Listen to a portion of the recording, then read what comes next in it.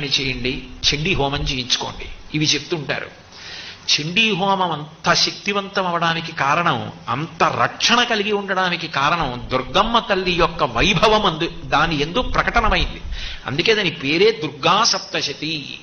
దుర్గా పేరు కాదు, దుర్గా అంటే ఏ శక్తుల యొక్క కూడిక కలిగితే దుర్గ అయిందో చెప్తుంది. దుర్గా అన్న మాటలో దకారము, ఉకారము, రకారము, గకారము, అకారము కలిస్తే దుర్గా.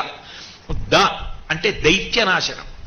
అట్లాగే ఉకారము విఘ్నమును పోగొడుతుంది. విఘ్నం అంటే కార్యహంతి, ఇంకా పని జరగకుండా పోతుంది.